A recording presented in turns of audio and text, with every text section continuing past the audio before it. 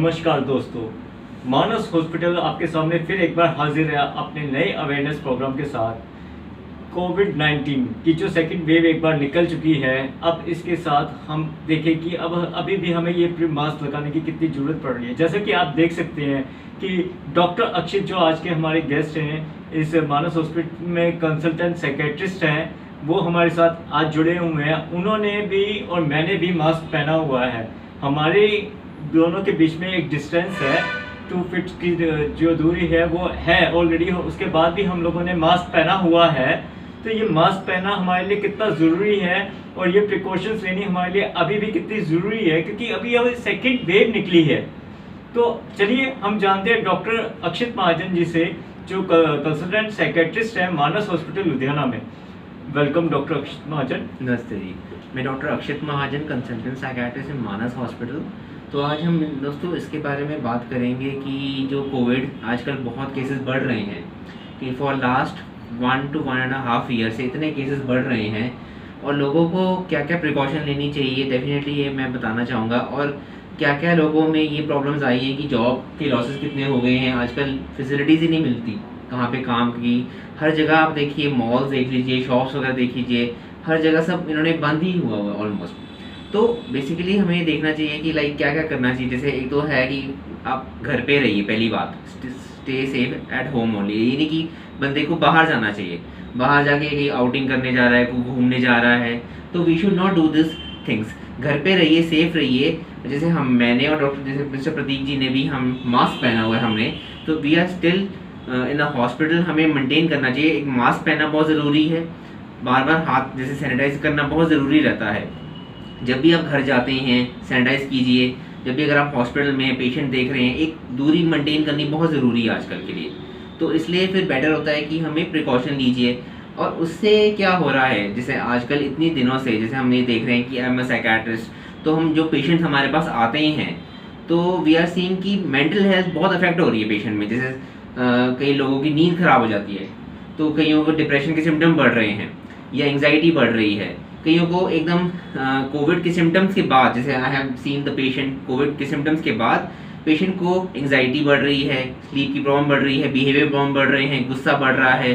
तो घर में बैठा बैठा बंदा कहता है कि हम क्या करें, क्या चीज़ों के हम कर सकते हैं। बंदा कहता है कि नहीं, हमें तो काम करना ज़रूरी है। जैसे बिफोर द कोविड जैसे हम देखते थे कि लाइक हमें काम करना चाहिए, जैसे we were doing some work, तो हमें बंदा यूज टू होता था, चलो हम बाहर जा रहे हैं कहीं पे, हम प्रिकॉशन हमें उस टाइम हमें नहीं पता था। बट अब जब से कोविड आ गया है, हमारे मेंटल हेल्थ डेफिनेटली बहुत अफेक्ट हुआ है। डेफिनेटली आई थिंक आप एग्री करेंगे इस पॉइंट को। क्या कहते हैं? जी जी जी, जैसा सर ने हमें बताया कि प्रिकॉशंस कितने इंपॉर्टेंट है और इसके साथ मेंटल हेल्थ पे ऊपर कितना इम्पैक्ट पड़ा हुआ है।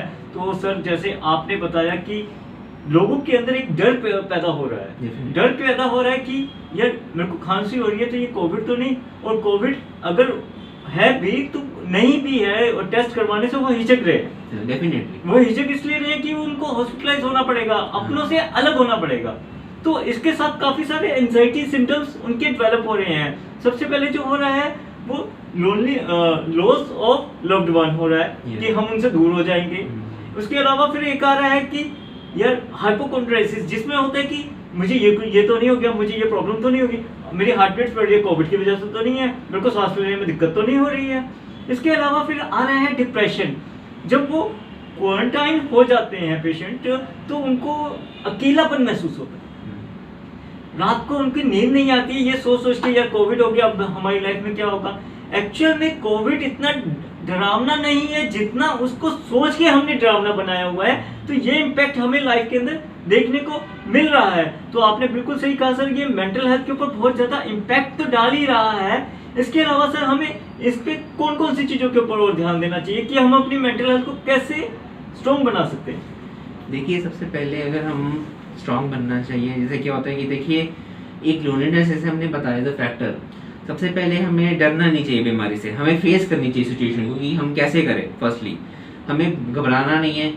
वी कैन अंडरस्टैंड कि जैसे कई लोग होते हैं कि 14 डेज, जैसे कहीं पे भी अगर क्वारंटाइन हमें रखा जाता है, बंदा कहता है कि मैं एक ही जगह पे मुझे रखा जाता है या कोई हॉस्पिटलाइजेशन हो रही है मुझे, पर ये होती है कि don't worry about the situation, आप उस सिचुएशन से निकलेंगे बाहर। हम समझ सकते हैं जो बंदा उस गुजरता है उस सिचुएशन से, he has a difficult face, but don't worry कि हम उसके लिए क्या क्या कर सकते हैं। जैसे अगर आपको ज़्यादा लगता है, you need to consult a psychiatrist. अगर ज़्यादा लगता है कि ये प्रॉब्लम आपकी बढ़ रही है तो डेफिनेटली अगर आपको लगता है एक कंसल्ट कीजिए साइकियाट्रिस्ट से या साइकोलॉजिस्ट से, एक बार आप ओपिनियन लीजिए कि हमें ये प्रॉब्लम हो रही है, डॉक्टर साहब ये परेशानी आ रही है, तो रेफर होता है कि यू शुड आसपास किसी साइकियाट्रिस्ट से मिलिए जाके। जी जी जी, जैसे सर ने बताया कि किसी साइकेट्रिस्ट से कांटेक्ट करना, और इस लॉकडाउन के टाइम पे हम साइकेट्रिस्ट के पास नहीं जा पा रहे, तो हमें आजकल गवर्नमेंट ने और मेडिकल फैसिलिटीज़ ने और ये डिजिटल दुनिया ने हमें ये चीज़ें दी हैं कि हम ऑनलाइन कंसल्टेंसी ले सकते हैं, ऑनलाइन काउंसलिंग ले सकते हैं। इवन गवर्नमेंट ने फ्री हेल्पलाइन शुरू की हुई है जिसके अंदर काउंसलिंग सेशंस आपको फ्री ऑफ कॉस्ट मिल रहे हैं। आप उन सर्विसेज का फायदा उठाइए। आप नॉर्मली गवर्नमेंट जो आपको फैसिलिटीज दे रही है आप उनको यूटिलाइज कीजिए।